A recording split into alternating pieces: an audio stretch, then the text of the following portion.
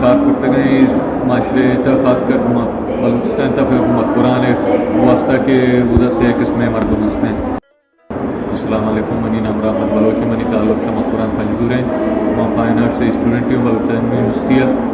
میں یہ کار کرتے گئے اس معاشرے تا خاص کر بلوچستان تا قرآن واسطہ کے ادھر سے قسم مردم اس میں.